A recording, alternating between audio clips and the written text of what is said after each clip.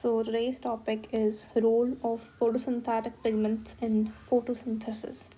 तो basically pigments हमारे पास क्या चीज़ होती है? ऐसी चीज़, ऐसा कोई सब्सटेंस जो कि एक पर्टिकुलर वेवलेंथ को एब्जॉर्ब करे, उसको हम बोलते हैं पिगमेंट्स. अब हमारे पास लाइट के कुछ रिफ्लेक्टर्स होते हैं, कुछ एब्जॉर्बर्स होते हैं. ऐसे सब्सटेंस जो लाइट के एब्जॉर्बर्स हों, लाइट के डिफरेंट वेवलेंथ के एब्जॉर्बर्स हों, उनको हम बोलते हैं पिगमेंट्स. अब हमारे पास बहुत तरीके के पिगमेंट्स आते हैं, but most commonly is like chlorophyll and carotenoids. अब क्लोरोफिल भी बहुत सारे टाइप्स का होता है. Like we have several types of chlorophyll. one of them is chlorophyll A, B, C, D and E. Now chlorophyll A is present in every photosynthetic organism except photosynthetic bacteria, and this is a thing to actually remember, क्योंकि बहुत दफ़ा ये MCQ से पूछा जाता है कि सारे फोटोसिंथेटिक ऑर्गेनिजम्स के अंदर क्लोरोफिल ए मौजूद होता है, लेकिन फोटोसिंथेटिक बैक्टीरिया के अंदर ही क्लोरोफिल ए मौजूद नहीं होता. ठीक है. फिर है कि क्लोरोफिल बी भी सारे ऑर्गेनिजम्स में होता है, सारे फोटोसिंथेटिक ऑर्गेनिजम्स में होता है, बट रेड, ब्राउन अलगा और फोटोसिंथेटिक बैक्टीरिया के अंदर नहीं होता. क्लोरोफिल सी, डी ये तकरीबन हर जगह पाए जाते हैं. ठीक है. अगर हम ऑल टुगेदर क्लोरोफिल ए और बी को एक जमा कर लें तो हम बोलते हैं क्लोरोफिल एब्जॉर्ब करता है violet, blue, red, orange light. But अगर हम पर्टिकुलर चले जाएं तो chlorophyll A absorbs blue and red colour की लाइट को ये एब्जॉर्ब करता है. ठीक है. उसके बाद ये है कि हमारे पास, मैंने से बोला कि बैक्टीरिया के पास क्लोरोप्लास्ट नहीं होता like to actually absorb the light. So they have an other region known as chromatophore. They have chromatophore जिसकी मदद से एक्चुअली एब्जॉर्ब द लाइट, और इनके क्लोरोफिल को बोलते हैं, इस बैक्टीरिया के क्लोरोफिल को हम बोलते हैं बैक्टीरियो क्लोरोफिल हम लोग बोलते हैं. ठीक है. देन अगर हम इसके स्ट्रक्चर की बात करें, क्लोरोफिल का स्ट्रक्चर क्या होता है, तो मेनली इसमें होते हैं हेड और इसका होता है टेल. अब जो हेड इज़ हाइड्रोफिलिक एंड जो टेल होती है इज हाइड्रोफोबिक. अब जैसे कि बात की कि हमारे पास दो तरीके के क्लोरोफिल हैं, क्लोरोफिल ए और क्लोरोफिल बी. तो क्लोरोफिल ए और बी में क्या ऐसे डिफरेंशिएटिंग पॉइंट्स आते हैं कि क्या चीज़ उनको अलग करती है. तो दैट्स कि क्लोरोफिल ए के अंदर मिथाइल ग्रुप होता है, CH3 इसको हम बोलते हैं. उसके अंदर होता है मिथाइल ग्रुप. ठीक है. उसका फॉर्मूला होता है C55H72O5N4Mg. फॉर्मूला होता है क्लोरोफिल ए का. तो क्लोरोफिल बी में हमारे पास होता है aldehyde group, and this is the general formula of aldehyde. ठीक है. और इसका फॉर्मूला होता है C55H10O6N4Mg. C55H10O6N4Mg फॉर्मूला होता है. सॉरी, C55H70 है ये. ठीक है. C55H70O6N4Mg.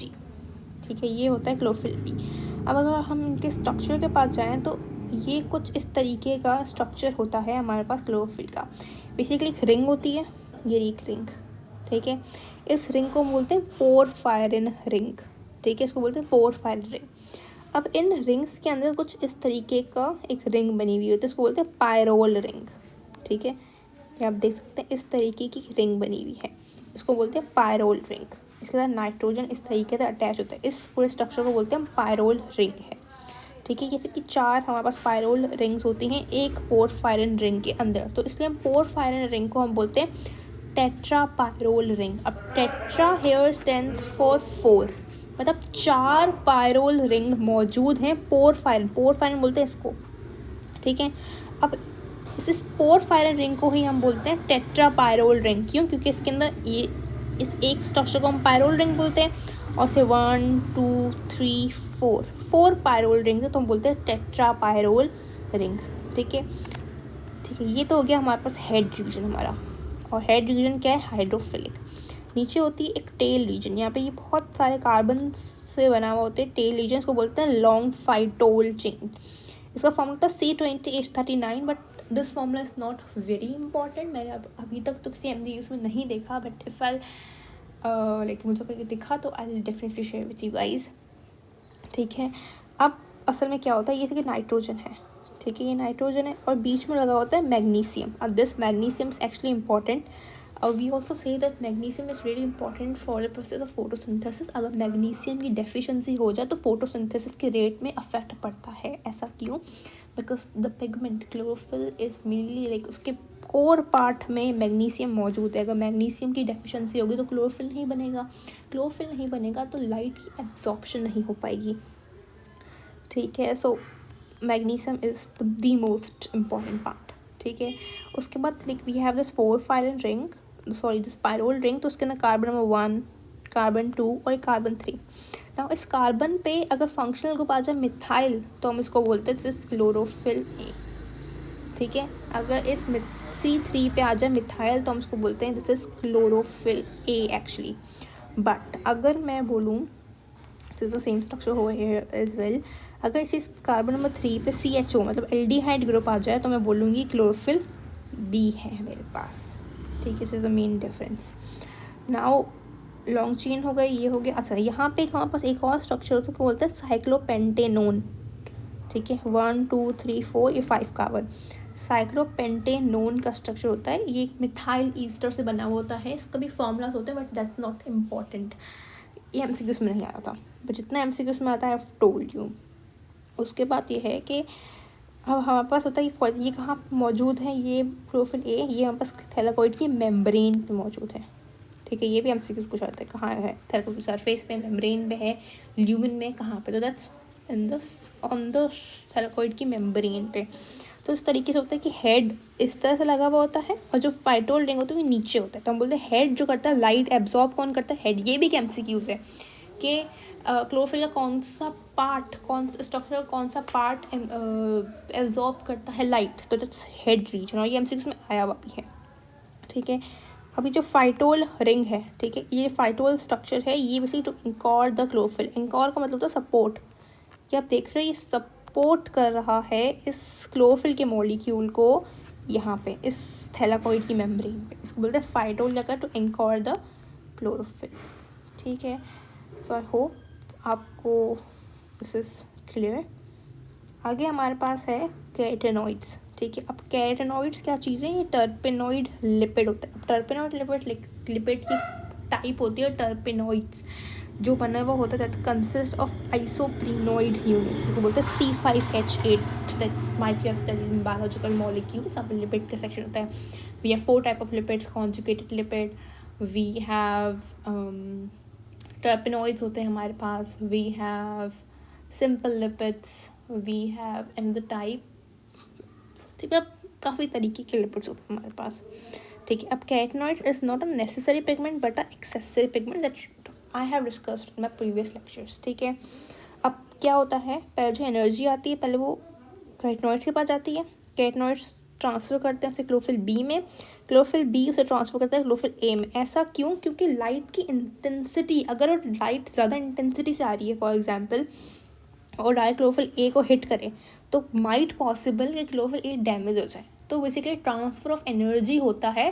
कैरेटेनॉइड का काम बेसिकली होता है कि प्रोटेक्ट करता है क्लोरोफिल के मॉलिक्यूल्स को। पहले एनर्जी आती है, लाइट एनर्जी, वो हिट करती है कैरेटेनॉइड्स को, कैरेटेनॉइड्स ट्रांसफ़र करते हैं क्लोरोफिल बी में और क्लोरोफिल बी से ट्रांसफ़र करते हैं क्लोरोफिल ए के अंदर। तो इस तरीके से हम बोलते हैं कैरेटेनॉइड का काम है to protect the chlorophyll molecules, particularly chlorophyll A को। ठीक है, अभी अपीयरेंस उनकी रेड ऑरेंज कलर होती है। ऐसा क्यों? क्योंकि ये एब्जॉर्ब तो लाइट कर रहे हैं वायलेट ब्लू की, तो ज़ाहिर सी बात है रिफ्लेक्ट और रेड ऑरेंज कर रहे होंगे। ये अट्रैक्ट करते हैं एनिमल्स को, इंसेक्ट्स को, बर्ड्स को for the process of pollination. ठीक है, अच्छा, ये हमें कैरेटेनॉइड्स कब दिखते हैं? बिफोर लीफ फॉलिंग, लीफ के गिरने से पहले हमें दिखते हैं। वी हैव 2 टाइप्स ऑफ कैरेटेनॉइड्स, एक होता है कैरोटीन और दूसरा होता है जेंथोफिल। कैरोटीन बहुत ऑरेंज रेड कलर का होता है और बीटा कैरोटीन में सबसे अबंडेंट जो कैरोटीन होगा दैट्स बीटा कैरोटीन। ठीक है, और जेंथोफिल जो होता है दैट्स येलो इन कलर और ये फॉर्म्ड होता है इन ऑटम सीजन। अगर मैं बात करूँ the most abundant xanthophyll that's lutein. Lutein is the most abundant form of xanthophyll.